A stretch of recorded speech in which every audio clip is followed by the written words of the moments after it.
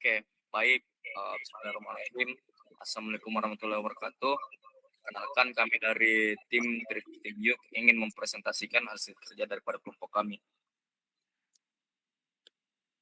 Jadi, Drifting Youth adalah sebuah bisnis atau platform yang berfokus pada penjualan pakaian dan barang profit berkualitas tinggi, salah satu sektor dengan pertumbuhan pesat, tetapi juga menyumbang dampak besar terhadap lingkungan.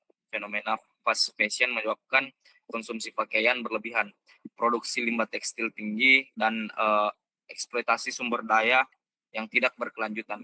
Di sisi lain, generasi muda seperti Gen Z dan milenial semakin sadar akan pentingnya sustainable fashion.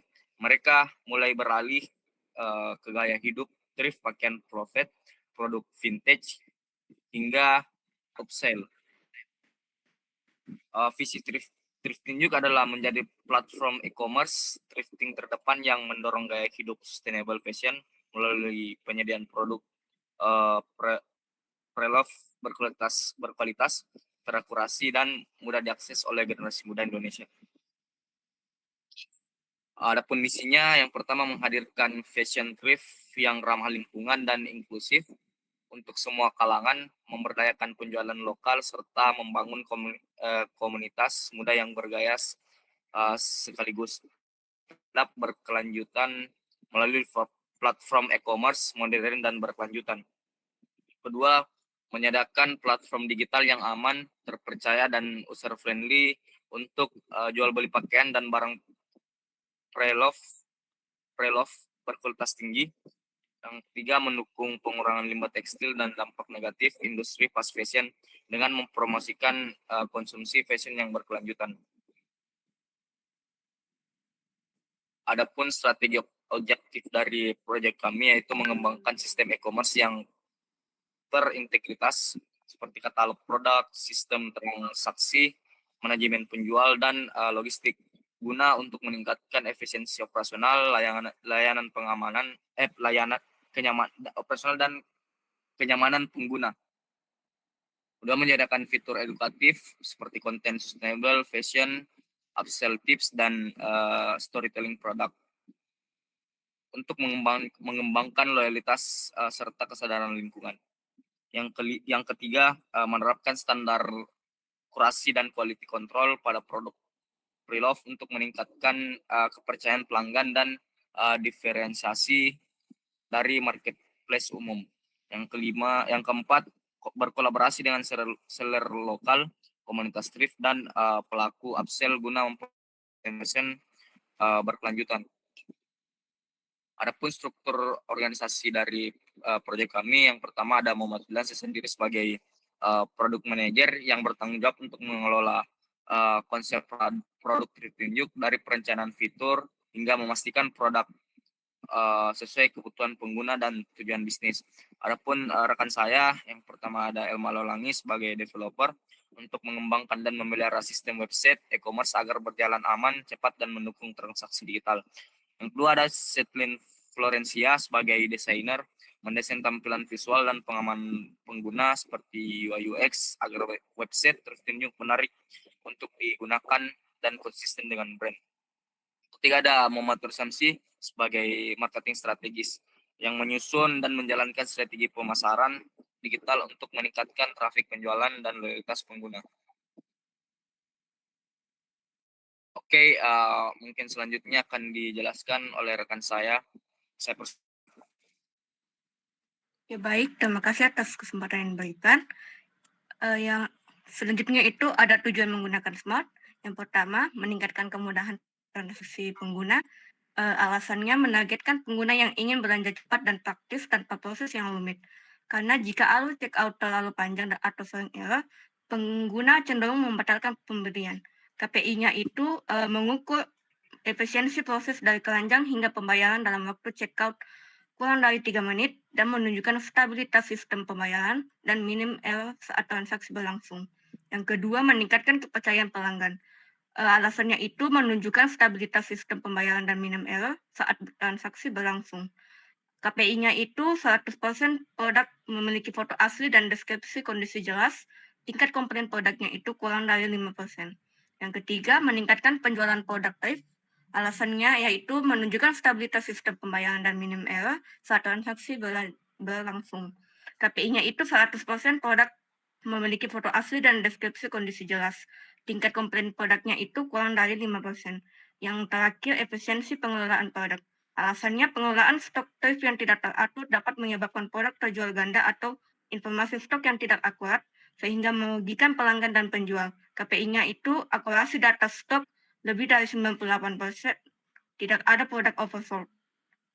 Next. Selanjutnya ada inisiatif proyek atau program.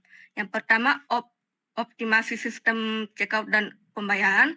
Goal 1 itu menyederhanakan alur checkout dan mengintegrasikan payment gateway agar transaksi lebih cepat dan minim error. Ownernya itu developer. Impact-nya high, effort-nya met. Goal yang kedua, standarisasi konten produktif. Goal 2, yaitu menetapkan standar foto asli, deskripsi kondisi barang, dan kategori kualitas produktif.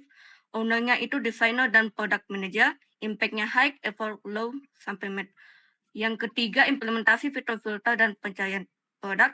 Goal-nya ada pada ketiga, yaitu menyediakan fitur pencarian dan filter berdasarkan kategori ukuran, harga, dan kondisi barang. Ownernya itu developer. Impact-nya high, effort met. Yang terakhir, implementasi manajemen stok otomatis. Goal-nya itu ada pada 4, yaitu sinkronisasi stok produk secara real-time untuk mencegah overselling dan kesalahan data produk. Ownernya itu product manager dan developer. Impact-nya high, effort met. Next.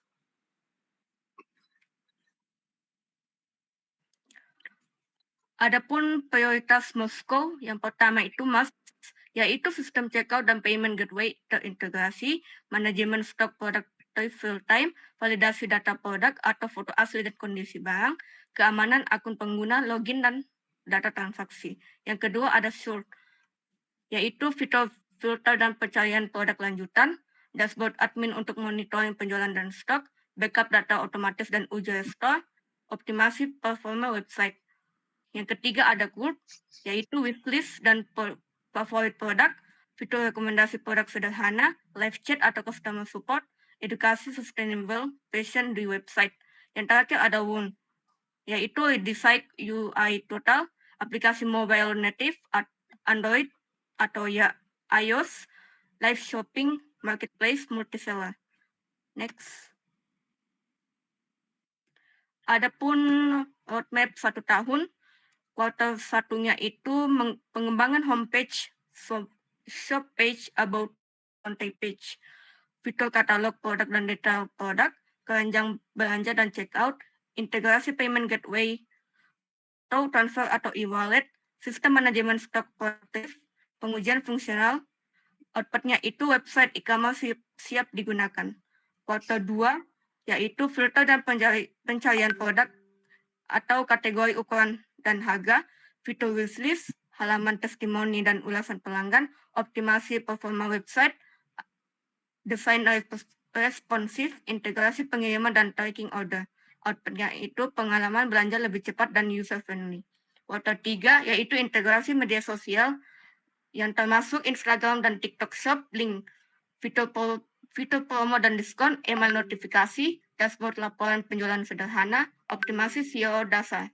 Outputnya itu peningkatan jumlah pengunjung dan transaksi. Yang terakhir, yaitu kuartal 4, yaitu analisis perilaku pengguna dan penjualan. Peningkatan keamanan website, optimasi sistem manajemen produk, evaluasi fitur dan feedback pengguna, dan yang terakhir itu perencanaan roadmap tahun berikutnya. Outputnya sistem stabil dan siap dikembangkan lebih lanjut. Next. Selanjutnya ada Konopsmin. Inisiatifnya itu implementasi sistem manajemen stok dan transaksi terintegrasi berbasis real time, yang dimana mendukung akurasi produk, kelancaran checkout, dan kepercayaan pengguna. Aktornya itu terdiri dari pengguna, website revenue, database produk, sistem manajemen produk dan stok, sistem keranjang dan checkout, payment gateway, admin revenue. Next. Selanjutnya ada Konops, skenario 8 langkah, yaitu pengguna membuka aplikasi tertentu dan memilih produk yang tersedia, sistem menampilkan detail produk dan status stok secara real time, pengguna menambahkan produk ke keranjang dan melanjutkan ke checkout, sistem melakukan pengecekan stok otomatis untuk mencegah double order, pengguna memilih metode pembayaran, e-wallet atau transfer bank.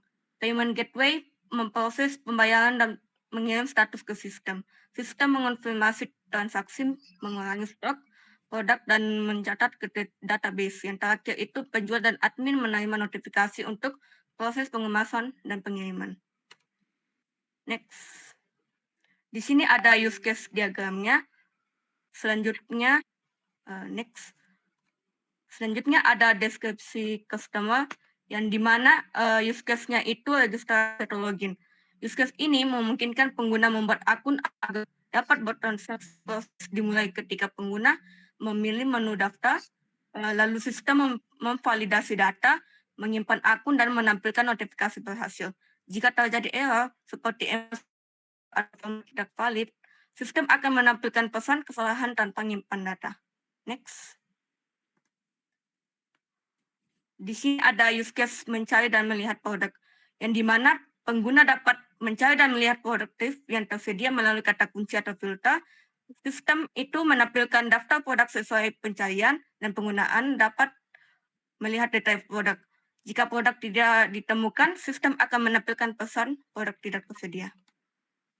Saya kembalikan kepada moderator. Oke, baik. Terima kasih atas penjelasannya dari rekan saya, Influencia.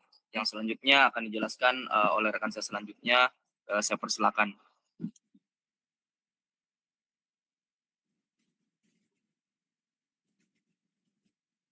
Baik, untuk use case checkout dan melakukan pembayarannya, di sini alur checkoutnya dirancang untuk memberikan kepastian transaksi bagi customer melalui konfirmasi pesanan dan pemilihan metode pembayaran yang terintegrasi. Status pembayaran akan langsung diperbaharui setelah payment gateway memberikan konfirmasi sukses. Jika terjadi kegagalan sistem atau pembatalan, stok akan dikembalikan ke etalase agar bisa diakses kembali oleh pengguna lain. Next.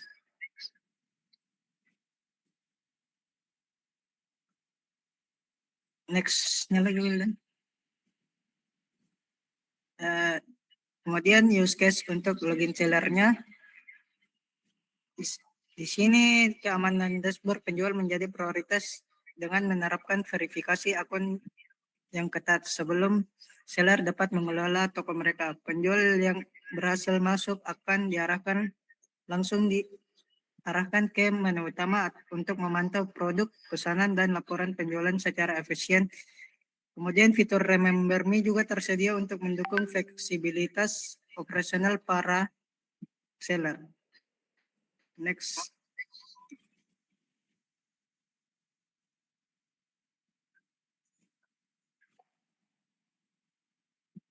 Next.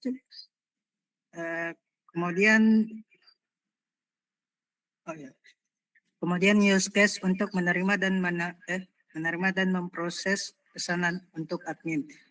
Di sini admin berperan sebagai validator akhir yang memproses pesanan segera setelah pembayaran dikonfirmasi sukses oleh sistem. Tugas admin juga adalah menyiapkan barang fisik dan memperbaharui status pengiriman agar customer mendapatkan kepastian jika tidak ditemukan kondisi barang yang tidak layak atau tidak tersedia. Admin dapat membatalkan pesanan juga untuk transparansi dan kepercayaan pengguna. Next.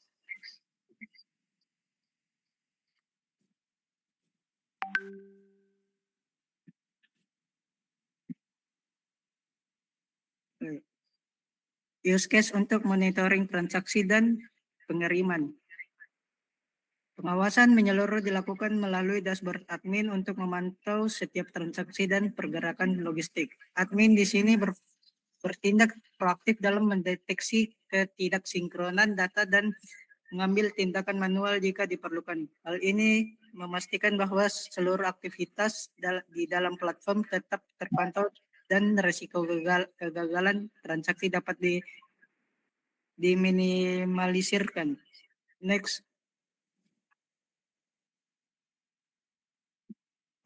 Untuk use case menerima data penerima. Di sini kurir dapat mengakses data pengiriman yang spesifik hanya jika pesanan telah diverifikasi oleh penjual dan status siap kirim. Sistem ini akan menampilkan detail alamat, nama, dan kontak penerima secara akurat untuk mempermudah navigasi pengiriman. Digitalisasi data ini memproses penjemputan barang hingga ke tahap akhir distribusi barang. Next.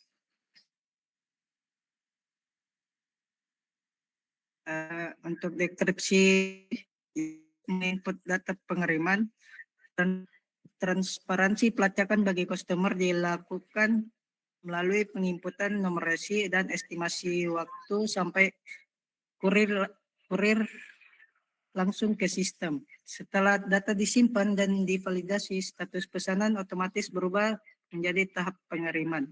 Proses ini memastikan pembeli dapat memantau barang mereka secara real time hingga sampai ke tujuan.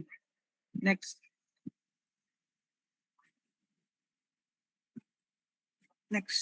Ya, untuk activity diagramnya,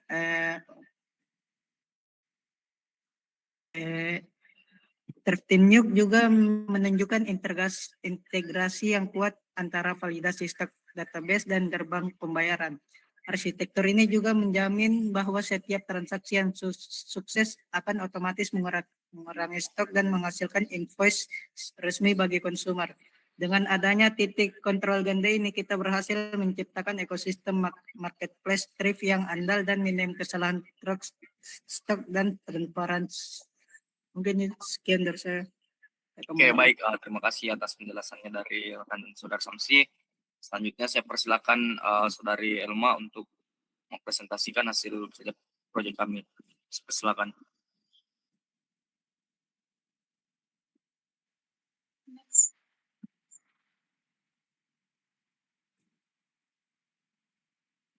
Next slide. Sorry. Oke. Baik, terima kasih atas kesabarannya. Sini saya akan melanjutkan pada slide ini menjelaskan mengenai struktur data utama dalam sistem ini. Dalam perencanaan database, entitas data dibagi menjadi 3 kategori utama, yaitu ada entitas master, entitas transaksi, serta entitas pendukung. Next.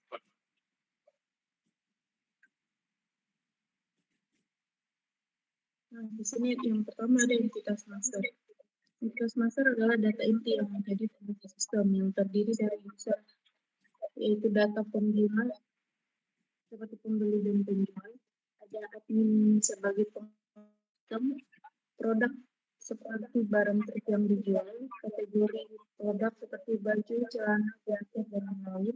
Metode pembayaran ada transfer, e-wallet, bisa juga COD. Yang terakhir ada jasa pengiriman seperti JNT, JNE, dan secepat. Entitas ini bersifat referensi dan jarang berubah secara struktur. Namun sering digunakan dalam transaksi. Next.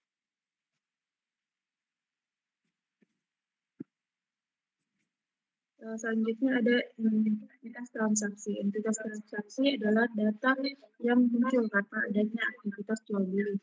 Terdiri dari pesanan, yaitu transaksi pembelian. Ada detail pesanan seperti rincian produk dalam pesanan. Ada pembayaran yang menampilkan informasi pembayaran. Ada pengiriman yang menampilkan informasi pengiriman barang. Serta keranjang yang menampilkan produk yang disimpan sebelum checkout. Next. Selanjutnya ada entitas pendukung. Entitas pendukung ini membantu meningkatkan pengalaman pengguna dan kelengkapan sistem yang terdiri dari alamat sebagai alamat pengiriman user, review, ulasan dari pembeli, wishlist daftar produk favorit, serta notifikasi yang menampilkan informasi sistem ke pengguna. Walaupun bukan inti transaksi, entitas ini berperan penting dalam meningkatkan kepercayaan dan loyalitas pelanggan. Next.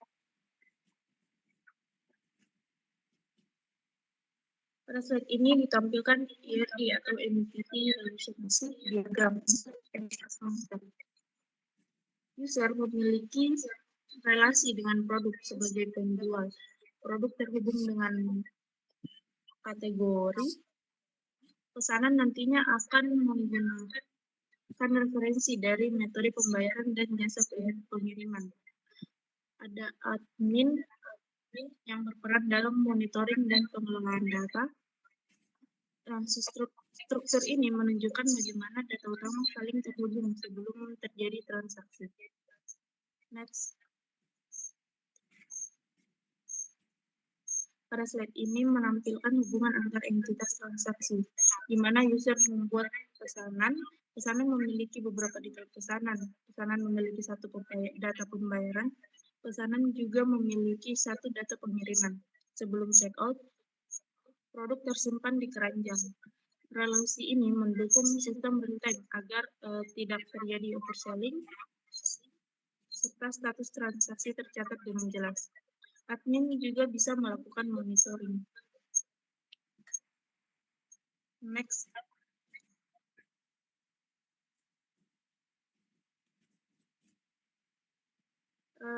Selanjutnya ada relasi ERD dari relasi entitas pendukung.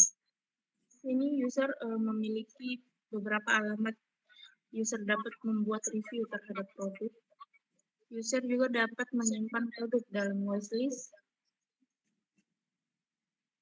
Sistem mengirim notifikasi ke user terkait status transaksi. Nah, relasi ini meningkatkan interaksi dan pengalaman pengguna dalam platform. Next. Sekian dari saya kembali ke Anda. Oke, baik. Demikianlah tadi hasil paparan dari rekan saya. Selanjutnya, model bisnis ditunjuk adalah menjadikan B2C atau business to consumer sebagai model bisnis utama sebagai penjalan platform ditunjuk untuk menyediakan produk yang dijual oleh UMKM dan individu langsung kepada konsumen akhir seperti Gen Z dan milenial yang suka mencari produk thrift dan upsell. Transaksi utama karena platform sebagai penyedia barang dari berbagai penjual produk individu.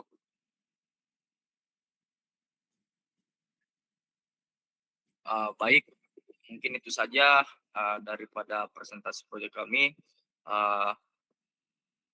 Mungkin yang saya bisa tarik atau menjadi kesimpulan bahwa Thrifting merupakan platform e-commerce thrifting yang berfokus pada sustainable fashion dengan menghadirkan sistem transaksi yang aman, cepat, dan terintegritas secara real time melalui manajemen stok otomatis, validasi pembayaran, serta standar kelas produk yang jelas. Thrifting mampu meningkatkan kepercayaan pelanggan sekaligus meminimalkan risiko kesalahan transaksi dengan roadmap pembangunan yang terstruktur dan dukungan sistem yang andal. Thrifting siap menjadi marketplace thrift yang efisien dan terpercaya dan berkelanjutan bagi generasi muda Indonesia. Demikian hasil presentasi kami, kurang dan lebihnya mohon dimaafkan. Assalamualaikum warahmatullahi wabarakatuh.